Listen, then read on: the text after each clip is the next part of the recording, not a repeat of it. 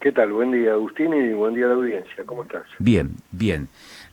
Molestándolo temprano, pero queríamos conocer algunas impresiones suyas respecto de tres temas. Uno es cómo cambia el mundo a partir de Rusia-Ucrania y cómo se visualiza eso en la Argentina con posiciones en algunos ambivalentes, en otros marcada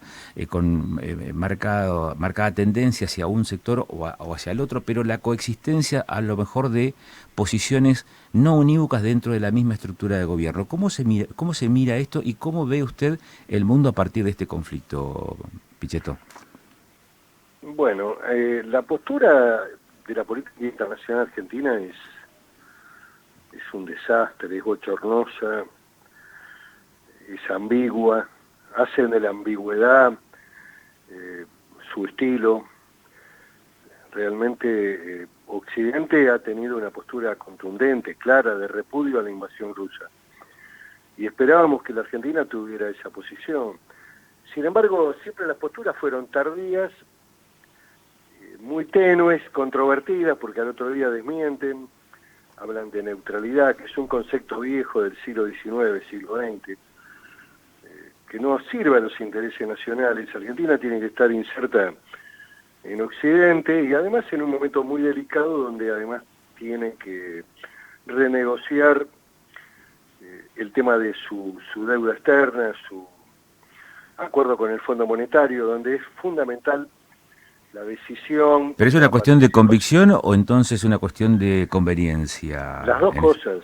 Siempre en la política internacional tiene que estar impregnada de realismo, de privilegiar los intereses nacionales y responder fundamentalmente a la inserción en Occidente. No tenemos nada que hacer al lado de autocracias como la rusa, que además, si incluso analizase el intercambio comercial, es muy menor, realmente poco significativo en términos de intercambio comercial Rusia. Tal vez el valle pueda tener algún impacto en términos de la fruta, es un mercado frutícola, pero el resto, el intercambio es muy menor, de menor cuantía, ni siquiera ese tema nos une, no así el caso de China, donde indudablemente el comprador de nuestros commodities alimentarios, fundamentalmente cerealeros, y en donde también hay que mejorar el intercambio porque estamos en una grave asimetría. Hay indudablemente entre importaciones y exportaciones una pérdida de aproximadamente 8.000 millones de dólares. Así que también en ese país porque China te vende electrónica y nosotros vendemos soja, Soja, para ser sí, claro. Así o que vaca vieja. tenemos que agregar valor a lo que producimos para tratar de equilibrar el mercado de intercambio con China. Pero con Rusia la verdad que el intercambio es poco significativo y además realmente Rusia acaba de romper un principio elemental de no agredir a un país vecino, de no invadir, de no producir un hecho militar como el que está produciendo en un esquema expansionista que tiene el repudio del mundo. No es que solamente algunos países importantes están rechazando la intervención. Hay una decisión del conjunto de Occidente y de los principales países de Europa Central, de bloquear además, mediante el mecanismo del SWIFT, el funcionamiento de los bancos. Hay sanciones económicas y hay un repudio generalizado. Bueno, Argentina siempre está dubitando, siempre llega tarde, usa frases que no son los de un presidente, sino del Papa, invocan la paz, todos queremos la paz, pero en este escenario mundial hay que tomar posiciones muy claras, porque de lo contrario quedas afuera. Argentina no es que sea tan importante, pero en materia internacional las posiciones y las palabras importan, no es como en la Argentina donde hoy decís una cosa, mañana decís otra y no pasa nada.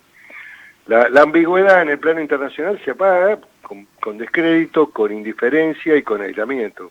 Esto puede llegar a ser entonces un traspié o un revés importante para la Argentina, eso es lo que está visualizando este carácter dubitativo. Espero que no, el acuerdo con el fondo estaba bastante avanzado, ha habido buena voluntad por parte de Estados Unidos, Espero que esto pueda transitar ya en el plano interno con mediana responsabilidad por parte de los actores. El gobierno debería unificarse frente a un tema como este para tratar de resolver los compromisos que vencen en marzo y en abril y que indudablemente hay que afrontar como continuidad de los actos del Estado. Esto de echarle la culpa a Macri, bueno, Macri le echa la culpa al gobierno anterior y en realidad es la Argentina que además siempre gobierna por encima de sus posibilidades, haciéndolo vía endeudamiento externo o vía emisión monetaria. En ambos casos produce inflación, produce procesos económicos de crisis que nos llevan a situaciones cíclicas que en los últimos 40, 50 años se han repetido. Claro. Miguel, y en función de que esto ahora está tratándose o empieza a discutirse en el Congreso de la Nación, el espacio político, digo, teniendo en cuenta las diferencias internas que hay en el propio oficialismo, ¿va a acompañar, va a mirar desde la tribuna y en todo caso se va a abstener de este tipo de acuerdo? ¿Va a manifestar esta posición convalidándolo con un voto positivo?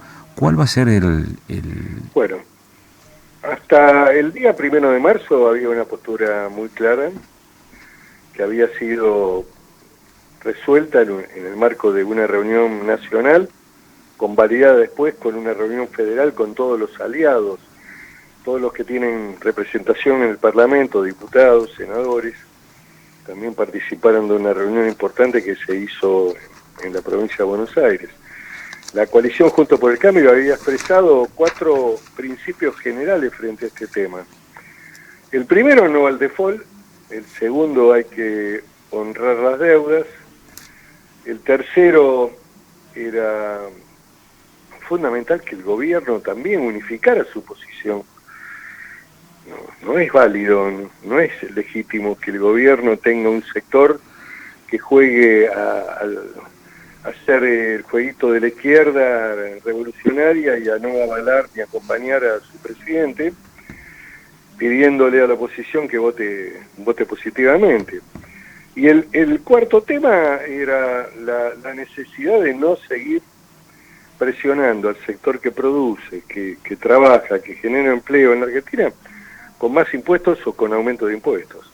Estos eran los criterios generales que se tuvieron. Bueno, sabemos lo que pasó el 1 de marzo. En lugar de venir a plantear la idea de una unidad frente a un momento muy complejo, a evitar el default, a convocar a todos los argentinos, a convocar la representación de todos los partidos que estaban en el Congreso, con las dificultades que tiene el gobierno en términos de unificar a su propio bloque, lo que hizo fue atacar al gobierno anterior, a hablar de una denuncia que no va a prosperar, que es un hecho no judiciable. La verdad, inexplicable. Creo que lo hizo más para responder o para estar, digamos, en línea con lo que piensa la vicepresidenta. Pero esto es el gobierno que tenemos. Es un gobierno que hoy dice una cosa, mañana otra. Acaba de mencionarse en la información que probablemente en el día de hoy esté ingresando el proyecto. Los diputados y senadores lo van a analizar, hay que analizar el contenido, hay que dejar de mentirle a la sociedad. Seguramente van a venir algunos planteos que tienen que ver con eliminar subsidios tanto a la energía como al transporte. Eso va a tener un impacto. Lo que tienen que decir es la verdad, hay que empezar a afrontarla y trabajar también en reducir la estructura política ministerial. Debo interpretar, Miguel, que a partir de lo que acaba de mencionar, no habrá acompañamiento, en todo caso, desde Juntos por el Cambio entonces al acuerdo, o ese acompañamiento va a estar condicionado a que estos cuatro puntos se cumplan, no al default, honrar las deudas, unificar posiciones. Agustín, le mencioné principios generales que en realidad encerraban un apoyo al acuerdo. Claro. Evitar el default, que además es un escenario totalmente inconveniente a los intereses argentinos. Argentina quedaría en una situación de aislamiento y sin financiamiento en el sector privado. Seguramente se va a disparar la inflación y va a traer aparejada otros males, como la pérdida de poder adquisitivo o la pérdida de empleo. O sea que el default no es una fiesta donde, bueno, no le pagamos a nadie, nos quedamos solos. Tiene efectos negativos, absolutamente negativos, especialmente en el sector público, que se queda sin el apoyo de los organismos multilaterales y crediticios, y también en el sector privado, que a lo mejor tiene que hacer una prefinanciación de exportaciones, por ejemplo, en el sector productivo de la fruticultura, que requiere de financiamiento y no lo va a tener. A ver, esto es el default, es la oscuridad, es una situación dramática y es una situación que experimentamos negativamente. Entonces, el plan de llegar a un acuerdo con el fondo, tener un plazo hasta el año 25 sin pagar capital, tratar de ordenar la economía, empezar a tratar de hacer también procesos de ir bajando el déficit fiscal, está previsto 2,5 puntos para el año que viene, bueno, hay que ir gradualmente, no se puede impactar de lleno en los trabajadores, hay que tratar de ver cómo se hace, hay que salir de las miradas clasistas, ¿no? Porque vivís en tal barrio vas a pagar más, y porque vivís en un barrio en el conurbano profundo, que es el electorado del kirchnerismo duro, no van a pagar nada y el resto van a pagar. Bueno, hay que hacer cosas que sean razonables, y eso no se puede hacer, por eso es una mirada electoral también. Me parece que si van a bajar los subsidios, lógicamente es imprescindible que en el AMBA y en la ciudad de Buenos Aires, que es el lugar de mayor beneficio del subsidio, tenga una baja, el interior sea más equilibrado. No puede ser que el boleto en el interior valga 40 pesos, no tengo idea hoy cuánto está cobrando el boleto en Neuquén y en Río Negro, pero debe ser alto en función de que no tiene los subsidios que tiene la provincia de Buenos Aires. Claro. Pichetto, le agradezco mucho la gentileza que ha tenido de darnos estos primeros minutos de la mañana. Muchas gracias, muy amable.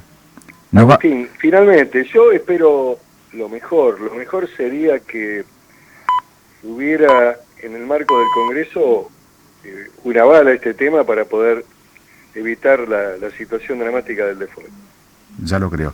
Que así sea. Gracias por la gentileza. Te mando un abrazo, y saludo a la audiencia. Gracias, muy amable.